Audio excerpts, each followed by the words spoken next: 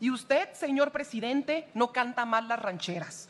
La Constitución dice específicamente y limita al ejercicio de un consejero electoral a 9 años. Y al día de hoy, Córdoba ni Edmundo Jacobo son demócratas.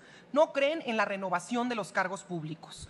No respetan la voluntad popular. No se someten a la Constitución respecto a los límites salariales. Y como árbitros electorales no son imparciales. Se aferran al poder y se sirven de él.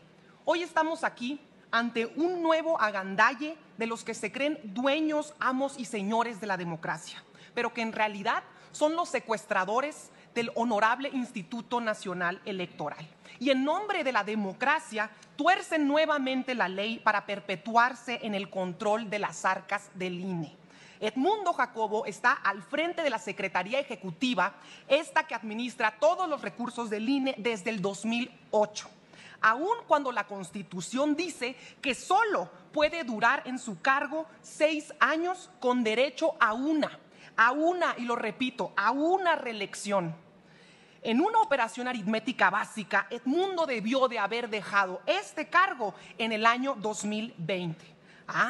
Pero ¿cómo iban a soltar el botín de más de 17 mil millones de pesos al año? Pues claro que no. Todo menos eso. Y usted, señor presidente, no canta mal las rancheras. La Constitución dice específicamente y limita al ejercicio de un consejero electoral a 9 años. Y al día de hoy usted ya lleva 11. No tienen calidad moral. En el 2014, con la reforma electoral de Peña Nieto y con la excusa de que pasamos de IFE a INE, ustedes dos salieron ganones porque el viejo régimen permitió prácticamente que reiniciaran sus periodos aún violando la Constitución. Y se los permitieron, pues no crean que para proteger la democracia ni nada por el estilo, sino para proteger los intereses de la derecha de la que forman parte, sus verdaderos jefes. Ustedes son los operadores políticos y los pseudoactivistas de la derecha enmascarados de árbitros electorales. Y así pasarán a la historia.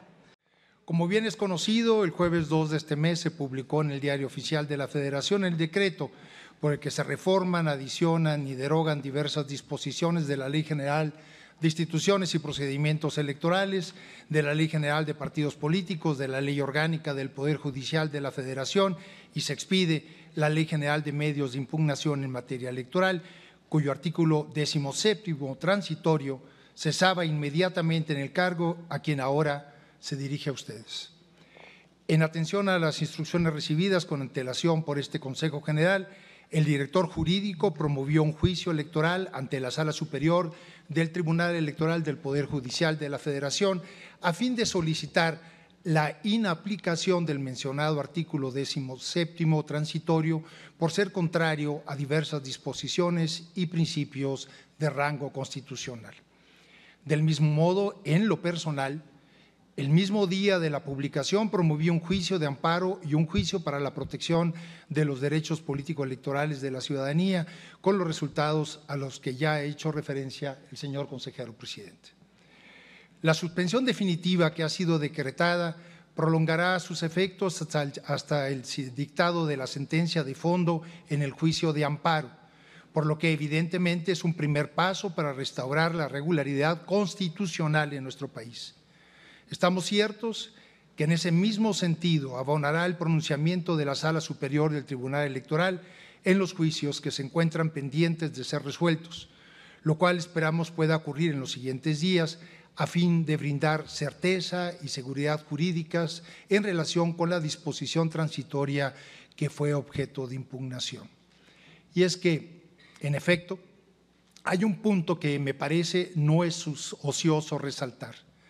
Los litigios relacionados con el artículo 17 transitorio no son simples controversias jurídicas relacionadas con la persona que ahora se dirige a ustedes y su permanencia o no en un cargo público dentro de la función estatal de organizar las elecciones. Tiene que ver en realidad con la concepción del Estado mexicano como un Estado de derecho, en el que se respeten las competencias conferidas por la Constitución a los órganos primarios del Estado previstos en la misma, así como también los derechos humanos reconocidos a las personas por el ordenamiento, en tanto ejes motores para evitar que las instancias del poder público se conviertan en una amenaza para los individuos. Recordemos que la Constitución es el pacto político que nos hemos dado y en esa medida es el instrumento fundamental para que estemos en condiciones de resolver nuestras diferencias de una manera civilizada, racional. A ese pacto fundamental nos debemos como ciudadanas y ciudadanos y con mayor razón como autoridades. Quebrantar abiertamente las disposiciones constitucionales o lo que es peor, simular su vigencia, pero sin que con nuestras acciones se ajusten a ellas, solamente erosiona progresivamente la función social del derecho y nos acerca peligrosamente a la ley del más fuerte, con las altas dosis de arbitrariedad que ello significa.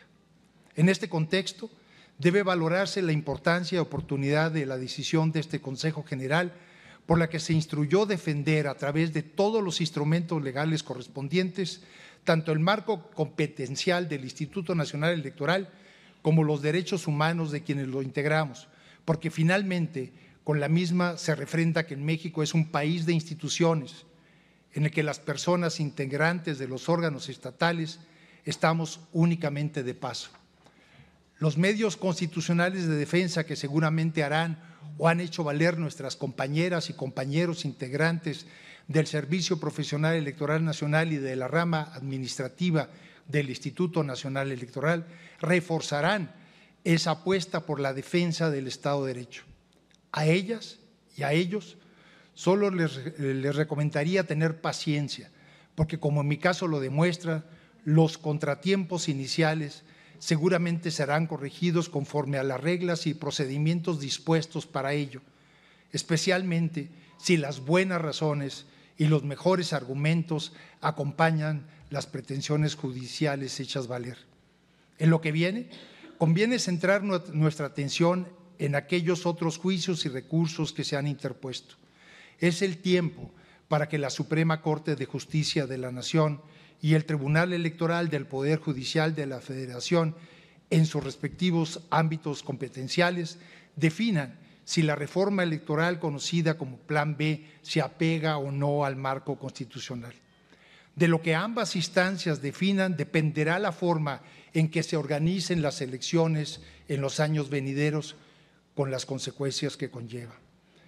Habrá que estar igualmente atentas y atentos como sociedad del procedimiento de designación de quienes habrán de renovar este Consejo General del Instituto Nacional Electoral a partir del próximo 4 de abril. El escrutinio público debe servir para contrarrestar, valorar o reprochar la actuación de los órganos y personas que en dicho procedimiento intervienen, pues en una democracia la apertura, claridad y transparencia en la toma de las decisiones públicas relevantes constituye una base fundamental para el control social que la ciudadanía debe realizar. Que el procedimiento de designación llegue a buen puerto dependerá, por un lado, del perfil de quienes sean designados o designadas y, por otro, del acuerdo político que sirva de base para el nombramiento. Solo quienes carecen de lealtad democrática pueden apelar anticipadamente al azar por encima del consenso político para la definición de tan altos y relevantes cargos.